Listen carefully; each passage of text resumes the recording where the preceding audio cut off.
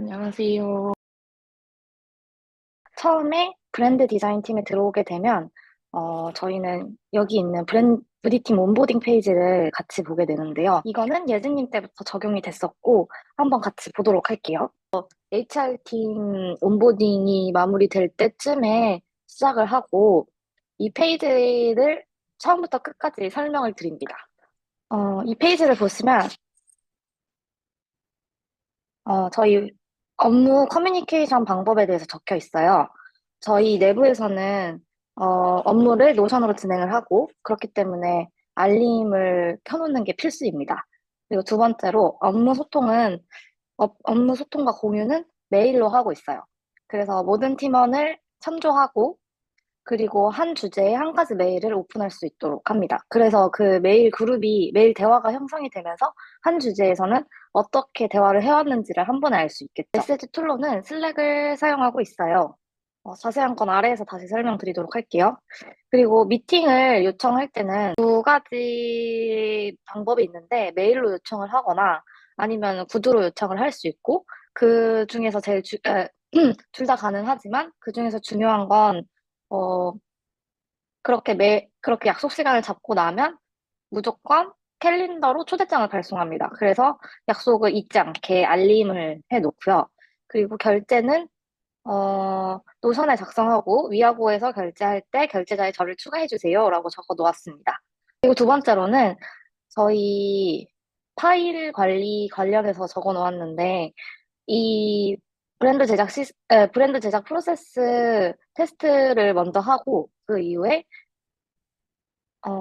버전 1부터 첫 번째 버전부터 해왔던 모든 일들을 저장할 수 있도록 요청하고 있고, 그리고 발주 내역과 링크 폴더와 시장조사 폴더를 이해해 주세요라고 적혀 있어요. 여기는 주간 보고 관련된 설명이에요. 그래서 세 번의 보고와 공유가 필요한데, 첫 번째는, 모두 다 하고 계시는 것인데, 월요일 날 오전에 저희는 메일로 받고 있어요. 메일로 저한테 보내주시고, 두 번째는, 어, 주간 팀 회의 해서 저희는 금요일 3시에 회의를 하고 있고, 7층에서. 그리고 오기 전에 꼭 그 개인 태스크를 정리하고 업데이트한 상황으로 만나게 됩니다. 그리고 전체 회의는 우리 지금 이 시간 화요일 10시에 하고 있는 회의를 말씀드리는 거고요. 그래서 여기 주간 업무 공유 같은 경우에는 템플릿이 있어요. 음. 그리고 어, 그, 그리고 마지막으로 근태나 휴가, 근무 위치 관련해서 어떻게 해야 되는지 적혀 있는데, 어, 메시지는 슬랙으로 주세요라고 적어 놓았고, 휴가는 요션에서 휴가 요청을 하고 캘린더에 적어 주셔야 뭐 약속을 초대를 하거나 이럴 때, 아, 이 사람이 쉬는 날이구나. 이게 인지가 되기 때문에 구글 캘린더에도 기재해 주세요라고 말씀을 드렸습니다.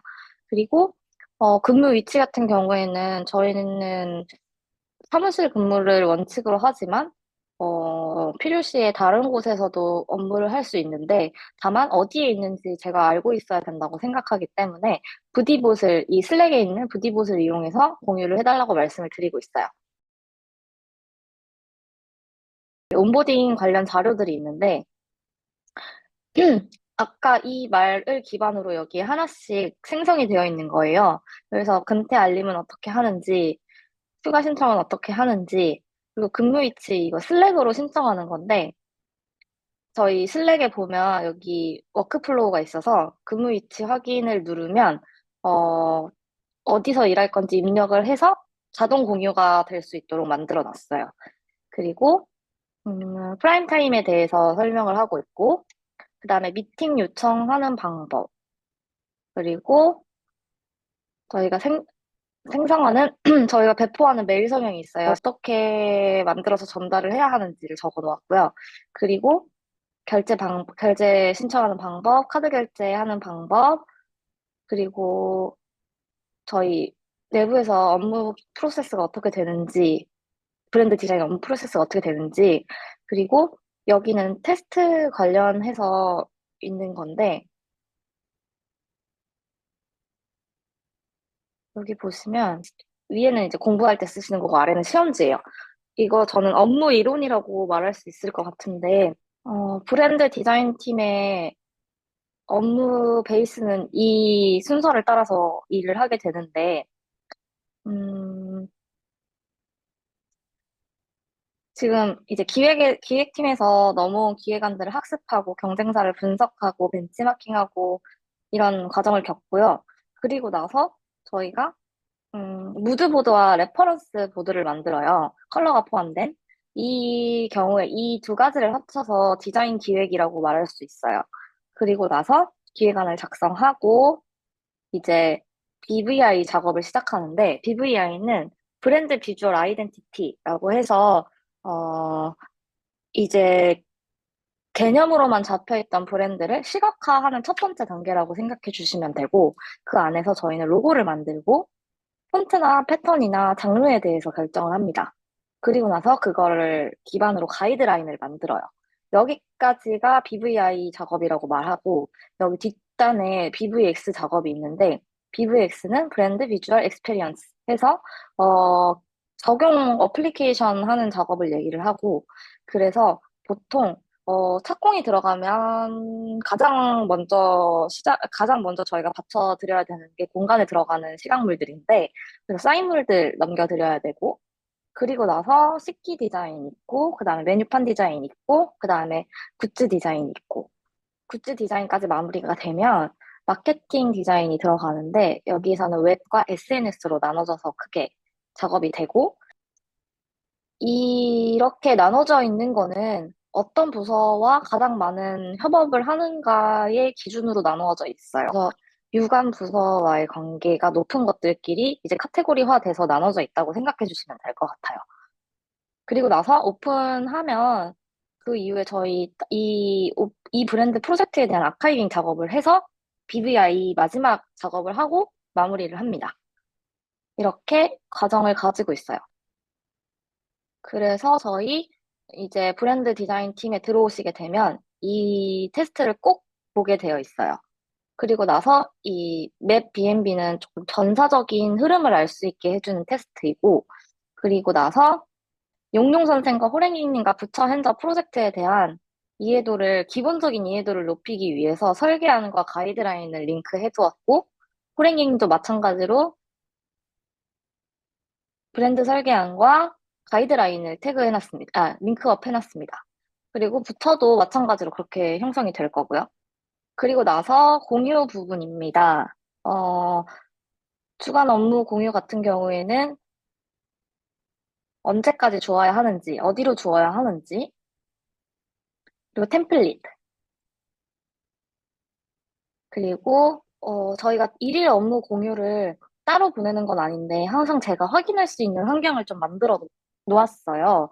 그래서 이거 관련해서는 조금 이따 다시 한번 설명을 드릴 거고, 그리고 주간 팀 회의는 몇 시, 금요일 날 3시에 7층 입구 앞에서 만나요 라고 되어 있고, 그리고 주간 전체 회의는 매주 화요일 10시 2층에서 진행됩니다 라고 적혀 있습니다.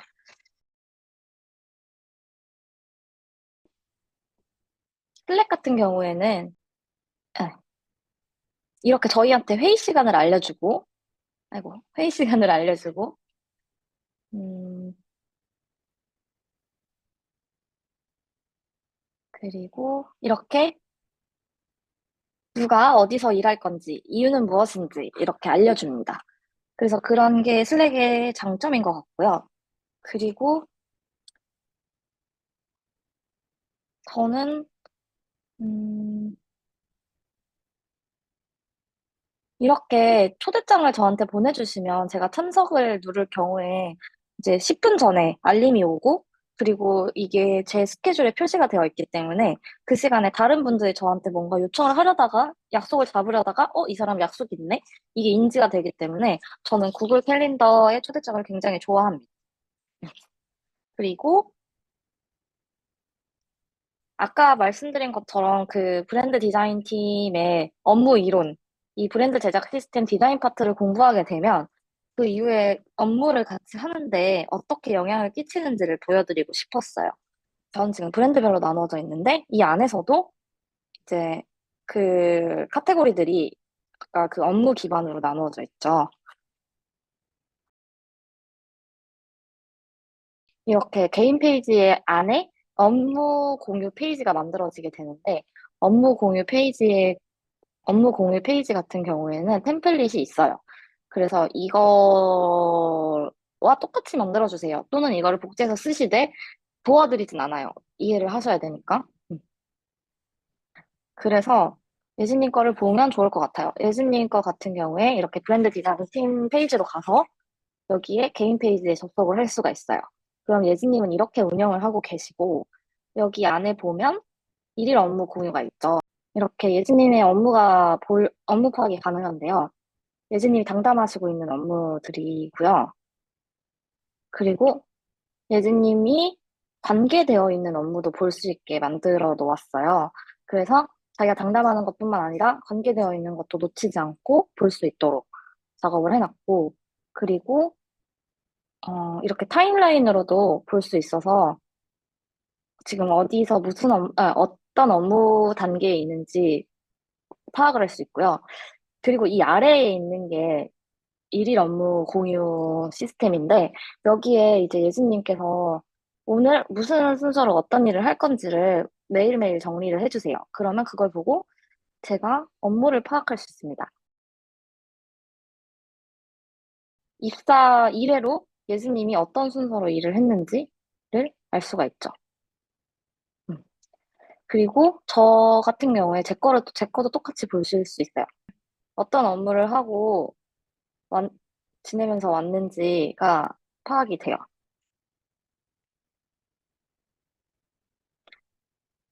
그래서 제가 이거를 예진님 것도 볼 수 있기 때문에 예진님 지금 뭐 하고 계세요? 라고 물어볼 필요 없이 오늘 데이 스케줄을 대략적으로 볼 수 있기 때문에 아, 이 사람이 이거를 중요하게 생각하고 하고 있겠구나 하면서 파악을 할 수 있습니다. 이렇게 데이터베이스들이 어, 명확하게 추출이 되려면 이 상단에 있는 항목들을 뭐가 정말 필요한 것들을 키고 중요하지 않은 거는 끌 필요가 있는 것 같아요.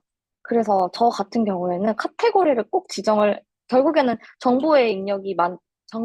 제가 필요로 하는 정보가 명확하게 입력이 될수록 출출값에 대한 신뢰도가 높아지기 때문에 항상 제 업무는 카테고리를 명확히 기재하고 있고, 그리고 이거는 브리프 관련된 건데, 첫 번째 브리프는 그러니까 개인 브리프 할 때 사용해야 되는 체크 항목이고, 그리고 여긴 팀, 여기는 프로젝트 해서 그냥 이 개인 일일 업무 공유 페이지에서 이거 중요해. 이번에 우리 주간 회의 때 이거 얘기 드려야 돼. 하는 것들을 여기서 체크를 하면 자동으로 브랜드 디자인 팀 브리프 내용에 들어가거나 아니면 저번 주 같은 경우에 갑자기 어, 이번 주는 개인이 개별로 브리프를 하도록 하겠습니다. 라는 이야기를 하셨을 때, 그냥 바로 옆에서 제가 하는 일 중에 체크가 필요한 것들을 해서 브리프에 올릴 수 있겠죠.